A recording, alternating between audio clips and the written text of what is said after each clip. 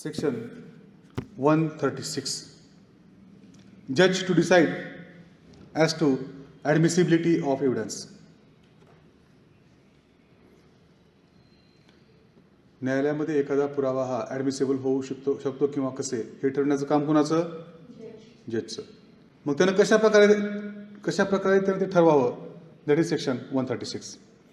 When either party proposes to give evidence of any fact, the judge may ask the party proposing to give evidence in what manner the alleged fact, if proved, would be relevant. इथपर्यंत. जेव्हा न्यायालयासमोर एखादी party एखादा पुरावा देण्याबद्दलची इच्छा प्रदर्शित करते किंवा तो न्यायालय सांगतो साहेब मला हा पुरावा द्यायचा आहे, मग त्यावेळेस द जज मे आस्क द पार्टी, कुणाला? Proposing to give that evidence, की अशा प्रकारचा एव्हिडन्स दिल्यानंतर अलेज्ड फॅक्ट ही कशा प्रकारे रिलेव्हंट असू शकते असा प्रश्न न्यायालय त्या ठिकाणी त्या पार्टीला विचारेल. येते का लक्षात? Part first. When either party proposes to give evidence of any fact, जेव्हा एखादी पार्टी कोणत्याही फॅक्टबद्दलचा पुरावा न्यायालयासमोर देऊ इच्छित असेल, देऊ पाहत असेल, त्यावेळी द जज may ask the party proposing to give evidence, जो तशा प्रकारचा पुरावा देत आहे त्या पक्षाला न्यायालय किंवा न्यायाधीश प्रश्न विचारतील. काय? जर ती फॅक्ट प्रूव्ह झाली तर तो एव्हिडन्स कशा प्रकारे रिलेव्हंट ठरू शकतो. द जज may ask the party proposing to give evidence in what manner the alleged fact, if proved, would be relevant. येते का लक्षात? येते का लक्षात? एखादा प्रश्न आपण विचारला तर त्यावेळेस जज साहेब म्हणतात what is the relevancy of this question. The court may interfere. Court is having a power to decide whether the evidence is admissible or inadmissible, or whether it is relevant or irrelevant. Relevancy दाखवा म्हणजे काय? त्याची ॲडमिसिबिलिटी ते न्यायालय आपल्याला त्यावेळेस विचारत आहे. मग आपली जबाबदारी आहे की साहेब हे अशा पद्धतीनं हा एव्हिडन्स रिलेव्हंट आहे. येते? नेक्स्ट. अँड आता हे प्रश्न विचारणं झालं, विचारला, उत्तर दिलं, सगळं झालं. त्याच्या पुढच्या स्टेपमध्ये अँड द जज shall admit the evidence if he thinks that if proved would be relevant and not otherwise.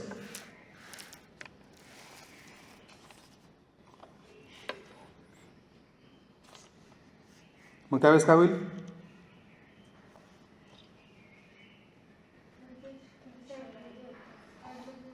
जर ती फॅक्ट त्या ठिकाणी प्रूव्ह झाली तर तो रिलेव्हंट एव्हिडन्स होऊ शकतो असे जर कोर्टास वाटले तर कोर्ट तो एव्हिडन्स ॲडमिट करेल, अन्यथा नाही. म्हणजेच in case of irrelevant fact किंवा इनॲडमिसेबल एव्हिडन्स कोर्ट मान्य करणार नाही, स्वीकारणार नाही. फर्दर त्याच्यामध्येच पुढचा part, if the fact proposed to be proved is one of which evidence is admissible only upon proof of some other fact. समजून घ्या. तिथं काय म्हणलं त्यांनी? प्रपोज्ड फॅक्ट ही अशी आहे, if the fact proposed to be proved is one of which evidence is admissible only upon proof of some other fact. ह्याचा अर्थ समजतो का? जर जी फॅक्ट प्रूव्ह करायची आहे ती फॅक्ट अन्य फॅक्ट प्रूव्ह झाल्याशिवाय किंवा अन्य फॅक्ट प्रूव्ह झाल्यानंतरच तिचा एव्हिडन्स ॲडमिसिबल ठरतो अशी फॅक्ट असेल तेव्हा. येते का लक्षात? If the fact propose to be proved is one of which evidence is admissible only upon, underline, only upon proof of some other fact.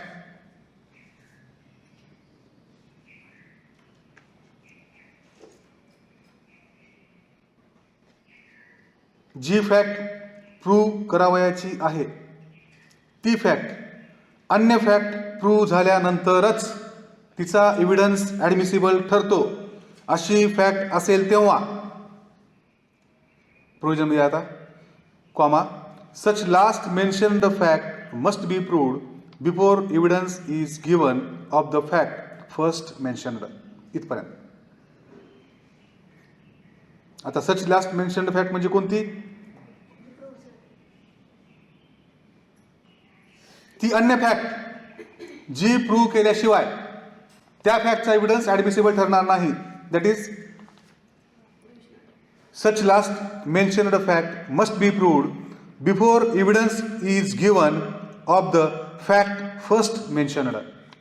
सुरुवातीला जी फॅक्ट मेन्शन केलेली आहे, दर्शवलेली आहे, त्याचा पुरावा देण्याच्या पूर्वी ती अन्य फॅक्ट प्रूव्ह करणं गरजेचं आहे. असं असताना तर ती last mentioned fact he firstly proved, it must proved. अन्य फॅक्ट सुरुवातीला प्रूव्ह करायची, मगच त्या पहिल्या फॅक्टचा एव्हिडन्स त्या ठिकाणी विचारात घेतला जाऊ शकतो. If the fact proposed to be proved is one of which evidence is admissible only upon proof of some other fact, such last mentioned fact must be proved before evidence is given of the fact first mentioned, unless the party undertakes to give proof of such fact and the court is satisfied with such undertaking. जर आता unless म्हणलं, जर किंवा मात्र तशी नमूद fact prove करण्यासंबंधी जर पार्टीने अंडरटेकिंग दिले आणि त्या ठिकाणी न्यायालयाचं समाधान झाले पाहिजे. That is condition president. आपण काय म्हणतो, साहेब ही फॅक्ट मला प्रूव्ह करण्यापूर्वी ती फॅक्ट प्रूव्ह करणं गरजेचं आहे. तर ही जी लास्ट मेन्शन्ड फॅक्ट आहे याच्याबद्दलचं अंडरटेकिंग जर न्यायालयासमोर त्या पार्टीने दिलं असेल की आम्ही प्रूव्ह करून दाखवूच, तर ती अंडरटेकिंग जर सफिशियंट असलं पाहिजे, न्यायालयाचं समाधान झालेलं पाहिजे, तेव्हा मात्र मग party undertakes to give proof of such fact ही and the court is satisfied with such undertaking. Last part. आता ही 1, 2, 3 याच्यामध्ये हा जो सेकंड पोर्शन होतो या प्रोव्हिजनचा, याच्याबद्दलचा हे discussion. If the fact propose to be proved is one of which evidence is admissible only upon proof of such other fact. इथपर्यंत समजलं. दुसरी फॅक्ट प्रूव्ह झाल्याशिवाय ही फॅक्ट प्रूव्ह होणार नाही असं आपण त्या ठिकाणी म्हणतोय. तर हा जो हे म्हणत असताना त्याची त्यानं अंडरटेकिंग द्यावी आणि त्यावर न्यायालयाचं समाधान होणं गरजेचं आहे. आणि याच्यामध्ये एक पोर्शन काय राहिला की such last mentioned fact must be proved before evidence is given of fact first mentioned. सुरुवातीला जी फॅक्ट मेन्शन केली त्याचा पुरावा देण्यापूर्वी शेवटी जी फॅक्ट सांगितली ज्याच्यावर त्या पहिल्या फॅक्टची रिलेव्हन्सी डिपेंड आहे ती फॅक्ट ही प्रूव्ह करावी. आता अनलेस म्हणलंय किंवा मात्र त्या ठिकाणी तशा प्रकारची फॅक्ट प्रूव्ह करत असताना त्या पार्टीनं त्या ठिकाणी न्यायालयाला अंडरटेकिंग देणं गरजेचं आहे आणि त्या अंडरटेकिंगवरती न्यायालयाचं समाधान होणं गरजेचं आहे. This is part 2 of section 136. जज to decide as to admissibility of evidence. उदाहरण द्या बरं. एक दिलं आपण उदाहरण मागं, झालं आपल्याला. डाईंग डिक्लेरेशन आणि पर्सन डेड. आता डाईंग डिक्लेरेशन प्रूव्ह करायचं आहे. This is first fact. त्याच्या अगोदर आपल्याला त्याचं डेथ प्रूव्ह करावं लागेल. That is another fact. मग आता जोपर्यंत last mentioned fact is to be proved, the first one cannot be admissible or cannot be proved before court. येते लक्षात. That is this part. If the fact propose to be proved is one of which evidence is admissible only upon proof of some other fact, only upon proof of some other fact, death of that person, and fact proposed to be proved, dying declaration made by that person. Now, such last mentioned fact must be proved before evidence is given of first fact mentioned. शेवटची fact कोणती? Death of person. It must be proved for proving the dying declaration of that person. That is, such last mentioned fact must be proved before the evidence is given of the fact first mentioned. इथपर्यंत समजतंय. आता हे सगळं करत असताना एखादी condition अशी आली, अशी परिस्थिती आली, unless the party undertakes to give proof of such fact. साहेब, ही जी फॅक्ट आहे, ही फॅक्ट आम्ही प्रूव्ह करू, अशा प्रकारची अंडरटेकिंग त्या ठिकाणी त्या पार्टीने जर न्यायालयाला दिलेली असेल आणि त्या अंडरटेकिंगवरती त्या न्यायालयाचं त्या ठिकाणी समाधान झालेलं असेल, तर मग मात्र last mentioned fact may be proved prior to proof of first fact, असं आपल्याला या ठिकाणी म्हणता येईल. समजते का नाही? आता हे मात्र आज घरी गेल्या गेल्या वाचा बरं का, वाचा, ऐका, काही करा. Next, last part. If the relevancy of one alleged fact depends upon another alleged fact being first proved. आता त्या फॅक्टची रिलेव्हंट कधी ठरते, तर आमची ही दुसरी फॅक्ट प्रूव्ह झाल्यानंतर ही फॅक्ट रिलेव्हंट ठरते, असं त्या ठिकाणी म्हणणं आहे. मग ॲट दॅट टाइम द जज may in his discretion either permit evidence of first fact to be given before the second fact is proved or require evidence to be given of second fact before evidence is given of first fact. येते का लक्षात?